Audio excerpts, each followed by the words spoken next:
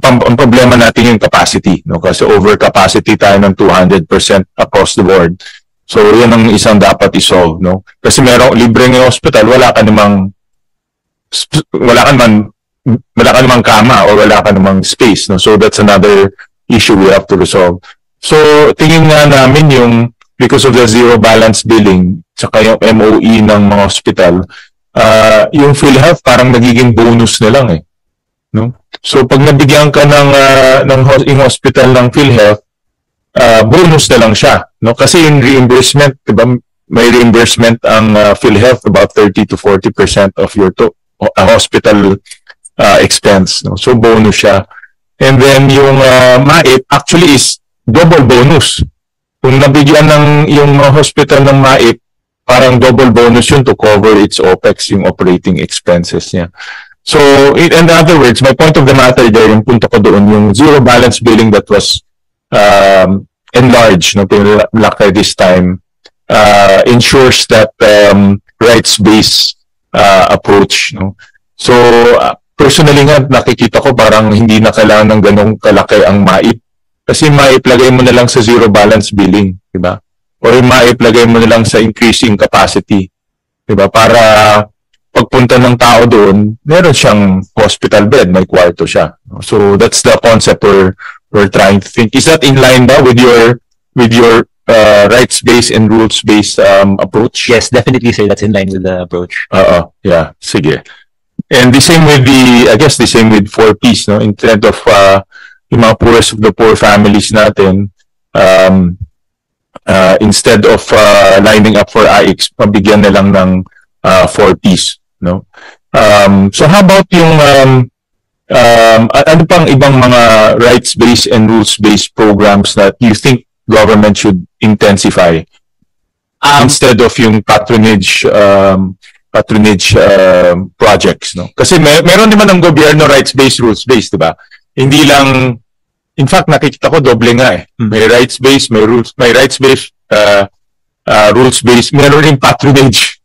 No, nagiging doble siya eh. No, may nakita ko sa budget, largely nagkaroon ng duplication. And I think because of the reason why may duplication, because may mga operational inefficiencies, mabagal ang PhilHealth mag-reimburse, ang MAIP, mabagal rin mag-reimburse. So, hospital, wala siyang pang operating expense, papasok naman doon yung zero balance billing kasi MOE yun eh. So, may mga inefficiencies, but in a perfect world na mabilis lahat, anong tingin mo kailangan i-intensify nating programa na rights-based, rules-based? Or wala, ano ba yung dapat meron tayong programa na rights-based, rules-based? So I think we're not saying again to scrap these programs. No, we're not saying, for example, the 4Ps is different from the IX in that the IX is for emergency situations. So it's very different with how you're going to implement and plan that. But I think one realization also, and probably you've experienced this, Senator Win, nakwento nyo nga po ang daming pumipila, but the office of a senator or the office of a congressman is not properly staffed or resourced to disburse all of this. Parang hirap i-identify niya. And the temptation for many is to just disperse it based on mga political considerations rather than the needs of the people.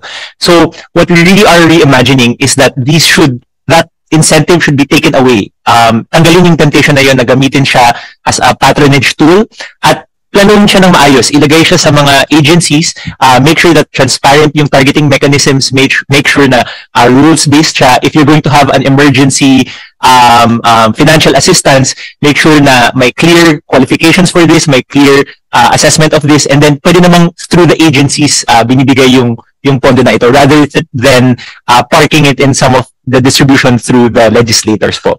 So just remove that part of it, and then yung programs themselves, they can still function well as long as they are properly and clearly defined. Meron ka man na-identify na program na we should intensify, na rules-based, like for example, tawag ko doon sa ZBB, zero balance billings, rights-based yun kasi pagpunta mo sa hospital. But meron ka bang mga ganun na programs you see na we can intensify? Because once pag rina-allocate mo yung 256, dapat may puntahan siya eh, di ba? So, do you have any suggestion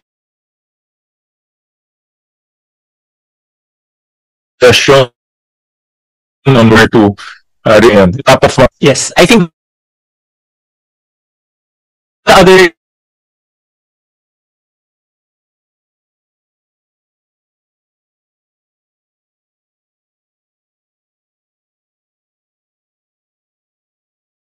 in the NEP, but nagpapakita siya bigla sa GAA. Yeah. So instead of that, maybe strengthen halimbawa yung tertiary education subsidy. TES, Yung yes. TES po, no? So yung ganong klaseng system na hindi na kailangan dumaan sa mga legislators. So I think the other CSOs might have something to contribute. Okay, sige. We actually plan to increase yung TES, 4-piece TES by 6 billion this year. So para nakita namin kasi yung mga 4-piece na nag-graduate, they need extra help if they go to college, no?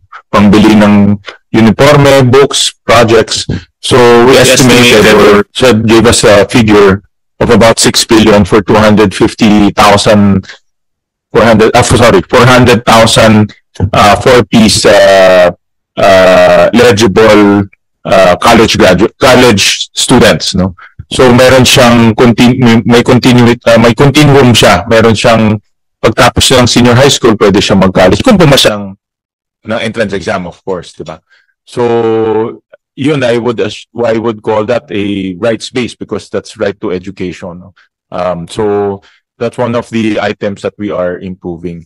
So yeah, we'll ask for suggestions from our CSO later on. In zero balance billing, I stand corrected 50 under the NEP, no? Under the NEP pala is 53. It's in nasa ano ito MOE. Nakakalat to sa MOE. So that's about 53 billion. Kala ko 20 something. All right. So I have some more questions, AJ, para marinig natin lahat, no? Actually maganda yung conversation natin. We'll call on People's Budget Coalition represented by Mr. Kenneth Abante.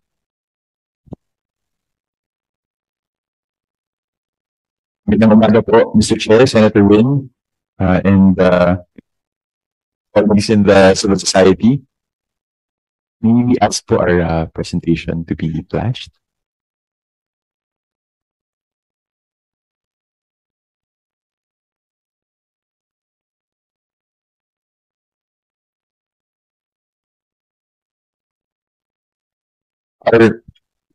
Our presentation is entitled People Empowerment in the Budget Process.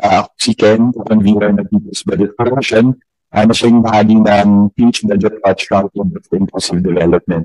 Kami po ay grupo ng higit sa 40 civil society organizations na sumusulong para sa isang transparent, participatory at accountable budget process. Una-una gusto ko ng salamat sa natulong sa tutulig sa aming mga panawagan na maging resource persons ang civil society at hindi lamang saling pusa o total observers sa proseso. Biglang dahil sa wala po ito ng engagement sa Senado. Next slide, please. Ilan kilingin sa mga miyembro namin, ginamit po kami, start po kami ng 2021 during the pandemic. Next slide, please. Tama po si AJ, kumakalat ang cancer ng katutukan sa ating buong katawan. Meron lamang po kaming isang mensahe ngayong araw.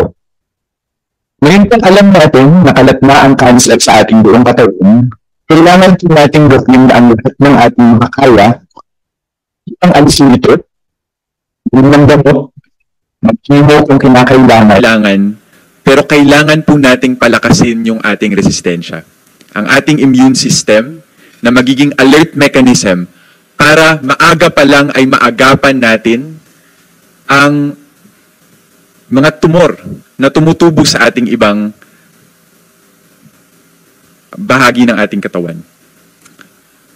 Sa kasuwiang palad po, Mr. Chair, ngayon po nawalan kami ng tiwala sa ating budget, procurement, justice at political system. Nandito po kami nanggagaling. Next slide, please. Lampas isang taon na ho nang sinalanta kami sa Bicol ng severe tropical storm Christine. Hindi po masyadong kita sa news, pero mas malala pa po sa Ondoy ang ulan. Kinailangan naming mag-rescue, relief at medical operations dahil libo-libong pamilya ang 2 linggong stranded sa kanilang mga bubong dahil sa baha. Meron po kaming buntis na kinailangang i-rescue, ang salbabida niya refrigerator na lumulutang. Yung tatay ko pong may cancer, na-delay ang check-up dahil nabasat nasira ang mga makina sa ospital. May isang single mom kami nakausap kahapon na kinailangang lumangoy at ilagay sa balde at itali ang kanyang sanggol nang humihiyaw, akala ko katapusan na namin. Walang natira sa kanilang mga ari-arian. May mga grupo na kinailangang mag-GCash drive para sa kanilang mga sirang classroom at learning kit dahil naubos ang MOE sa kanilang paaralan dahil patapos na po yung taon nun. May mga gurong pinatuloy sa sarili nilang bahay ang kanilang mga estudyante dahil inahod ang lahat ng kanilang mga tirahan. May mga magulang na namatayan ng musmos na anak at naaalala ko pa rin ang kanilang mga hiyaw. Kaya po, Mr. Chair, Senator Win, nawawalan po kami ng tiwala sa ating budget system. Napakasakit pong marinig mula kay Secretary Babe Singson na kaya naman palang pondohan ang major river basin master plans ng Pilipinas sa halagang 700 to 800 billion pesos kung hindi nilustay nitong nakaraang dekada ang malaking bahagi ng 1.7 trillion pesos na halaga ng flood control budgets. Nagtusa po ba ng ganito kalala ang mga kababayan natin kung hindi dahil dito? At sa DPWH at sa ating Pangulo, kailangan po nating malaman kung ano ang estado ng lampas 600 bilyong pisong proyekto na wala pa sa sumbong sa Pangulo website. Narito po kami, dala-dala yung aming mga, ang aming sakit, ang aming galit, pero nandito po kami para makipagtulungan dahil ayaw na po namin itong mangyari ulit. Marami pong pwedeng gawin upang mapabuti ang proseso ng pagbabudget. Iisa-isahin po namin yung stages ng budget process mula preparation, legislation, execution at accountability kung ano yung mga naabusong proseso dito at kung paano siya mapapabuti.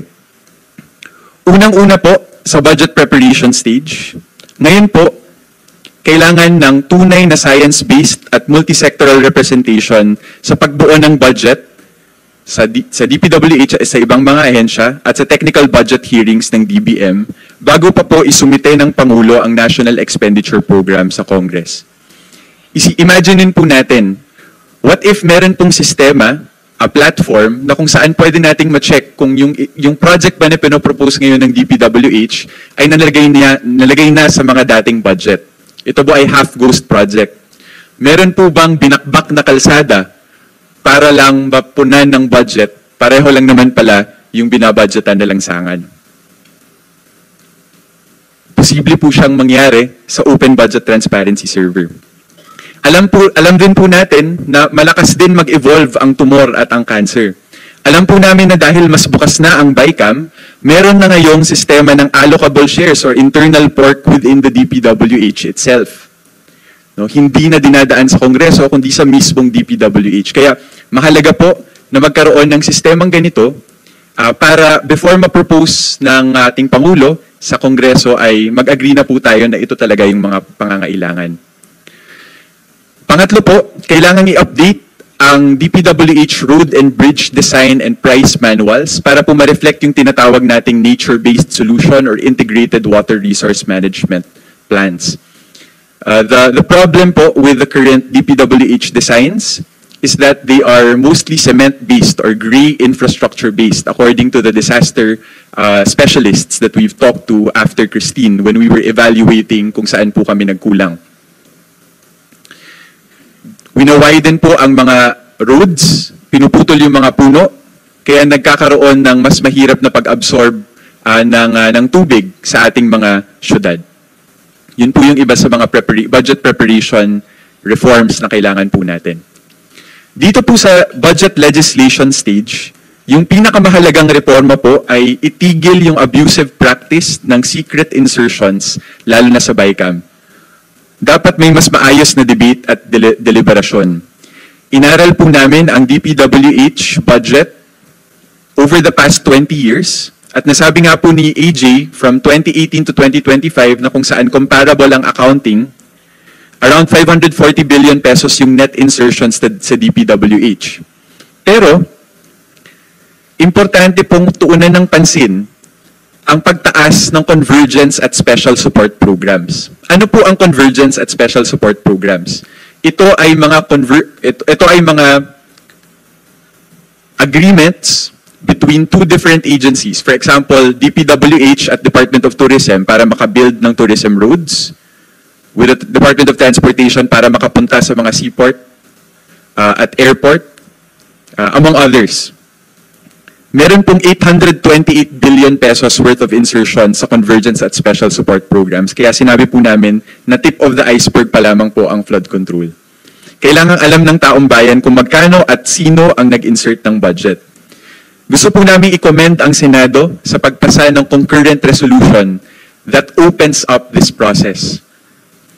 Kaya lamang po, mahalaga po na magkaroon ng open budget transparency server where media and civil society can easily report the insertions. At ito po yung sinasabi namin ni AG kanina, we are ready with a pilot.